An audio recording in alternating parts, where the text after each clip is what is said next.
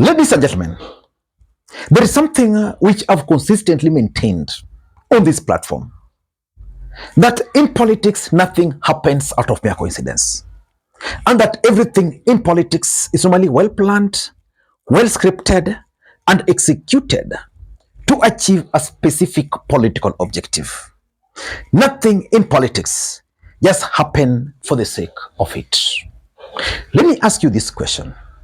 Who was behind the Ruto must go songs in Kondele?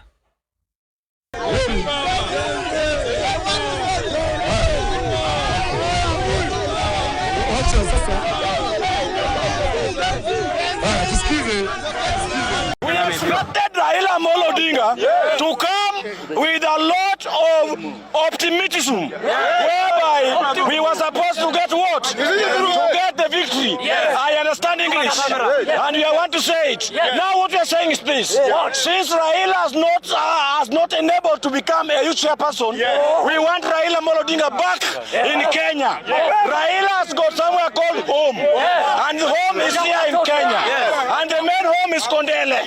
We want Raila to come back, so that he may go to be in the ballot 2027. Raila will be the president of Kenya 2027. Mimi pia ni mtu wa Kisumu hapa. Mimi nasema ya kwamba Raila arudi tu nyumbani. Raila ni Kenyan president. Arudi. Raila hawezi wacha Ruto aue watu hapa. Raila kuje 2027 akuwe kwa ballot, ni president wa hapa, sio wa nje.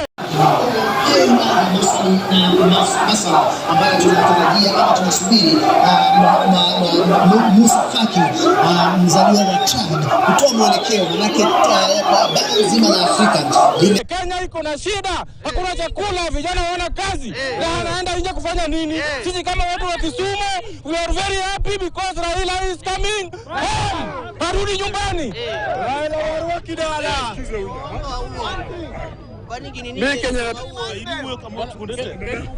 Mimi kwa majina naitwa Odinga the Beast. Mimi kama Odinga the Beast huwa nina furaha sana. Kwa sababu nini? Kama Raila angechukua kiti cha AU, sisi wa Kenya tungeuzwa. Sasa baba, tumeshukuru wewe hujapata kiti cha AU. Kwa sababu nini? Tutakutaka rudi Kenya baba. Without you, Kenya cannot be called Kenya. And without you in the ballot coming election 2027, baba, no election. Nataka ni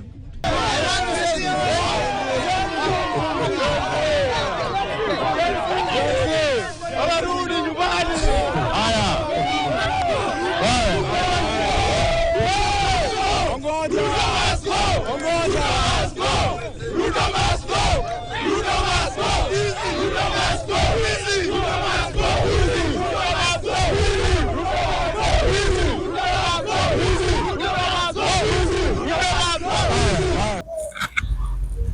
Let me ask you this question again. Who was behind the Ruto must go songs in Kondele? Because personally, I was in Kondele earlier in the day, and the moods were actually celebratory. The truth of the matter is that had Raila Odinga won, Kenyans would have witnessed one of the biggest celebration to ever been staged in the Republic of Kenya. And that celebration was going to happen in Kondele. But the moment the results were announced, chaos erupted. And the residents started singing, Ruto must go. Who was behind that? Masala ambayo tunatarajia kama tunasubiri Musa Faki, mzaliwa wa Chad, kutoa mwelekeo, manake bara zima la Afrika. The truth of the matter is that ahead of the final announcement, everybody believed in Kondele that the only thing which was standing between Raila Odinga and becoming the chair of the African Union Commission was that time. And remember the day before, and even earlier in the day, William Ruto and Raila Odinga were together. They shared a ride. The previous day, Ruto, Raila were together. They were being seen with other heads of states working together, chatting. So the residents believed that William Ruto had done everything within his powers to deliver the seat to Raila Odinga. But what happened after the final results? In this video, I want us to figure out why those chaos erupted in Kondele. They were not violent, but why people just turned wild against William Ruto. But before we do that, for those who are watching this channel for the first time, please take a second or two, click the subscribe button so that next time we produce a video like this, YouTube will automatically notify you. And to the subscribers, I want to continue thanking you guys for your continued support, because without that support, this channel cannot be where it is. Ladies and gentlemen, without any further ado, allow me to dive in. And again, before I dive in, allow me to also take this opportunity to thank the following people. You are seeing their names on the screen there for the coffee they sent to me earlier today. It goes a long way in supporting this channel. You can also do the same using those numbers you are seeing on your screen. A cup, of course, you only go for 200 shillings, but you can do more. Ladies and gentlemen, who was behind that chaos? Because I'm 100% sure that Kenya government has intelligence, and their intelligence should have informed them that Kondele is the epicenter of Nyanza politics. And the fact that even a big screen was stationed there for the residents to watch live, the government ought to have informed anybody who cared that the residents were going to sing anti-William Ruto's songs if these elections were to go the other way. And the fact that Kondele is the epicenter of Kenyan politics, the fact that they were singing anti-William Ruto's sentiments, significant. And I want to interpret for you guys my own thinking. Number one, I'm seeing some disapproval in those songs of the broad-based government. I can safely now say that the residents of Nyanza were supporting or are supporting the broad-based government because Raila Odinga is part of it, but not because they want to support it. And that's why it's easier for them to sing Ruto must go. Because if you look at it critically, my own opinion, William Ruto did the best he could to ensure Raila Odinga becomes the chair of the African Union Commission. Of course, there were some weaknesses. For example, Raila Odinga's team was a bit weak. William Ruto committed some blunders. But the truth is, he committed his time, his energy. He facilitated Raila Odinga. Raila Odinga became Kenyan project without any problem.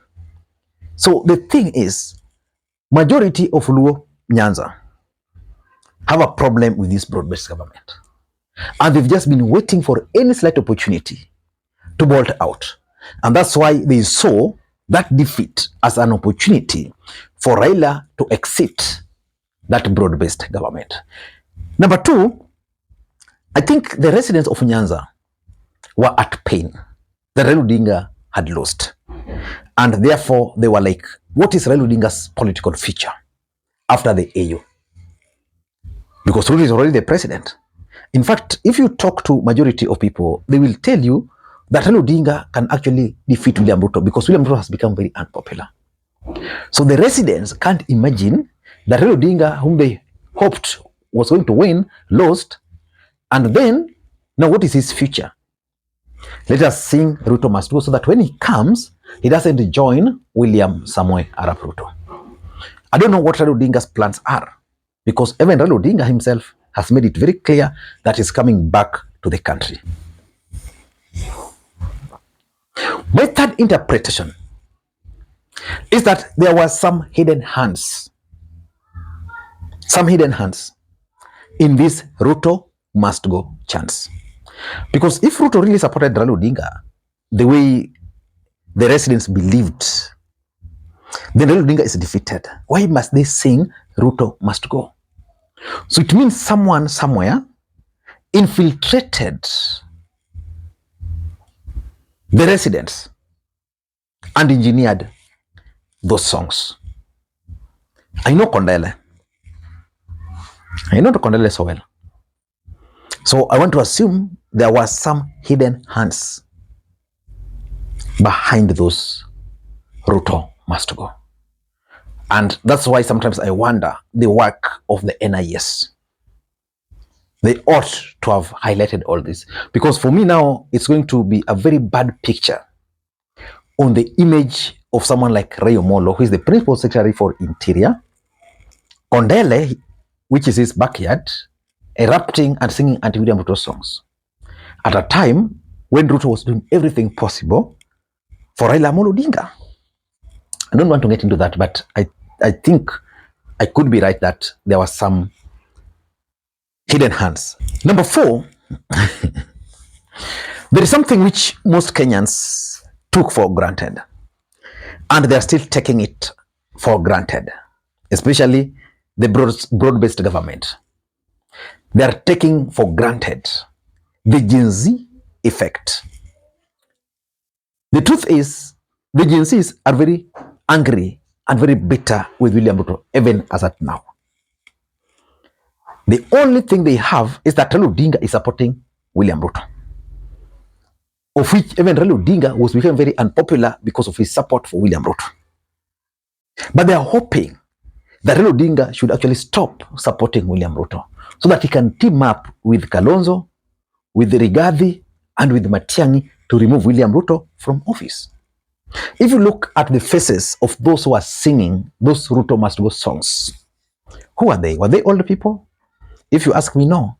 They were very young people, which means the Gen Zs are still angry and bitter with William Ruto and the fact that Raila Odinga was being funded to exit Kenyan politics to pave way for William Ruto's re-election. And lastly, based on the clips I've watched, I think Raila Odinga supporters still don't trust William Ruto 100%. Some of them believe that probably William Ruto betrayed Raila Odinga by asking him to go to AU and then not ensuring that Raila Odinga became the chairman of the African Union Commission. Ladies and gentlemen, I don't know what you think, but for me, those chaos, the chaotic scenes in Kondele, shocked me. I don't want to lie. Until next time, this is Makwiny. And by the way, I've been thinking about something here. What next for Raila Odinga? I'm seeing a possibility of Raila Odinga teaming up with William Ruto for purposes of 2027, so that William Ruto becomes the presidential candidate. So that William Ruto becomes the presidential candidate and Raila Odinga becomes the running mate. In my view, that's the only way of Raila Odinga consolidating, Raila Odinga and William Ruto consolidating the Raila Odinga strongholds. Because if that will not happen, I'm looking at the figures and I'm seeing those figures not favoring William Samoei Arap Ruto as far as 2027 presidential elections are concerned. I don't know what to think, but I'm starting to imagine a possibility of Raila Ruto ticket. Until next time, this is Makwiny. Bye-bye.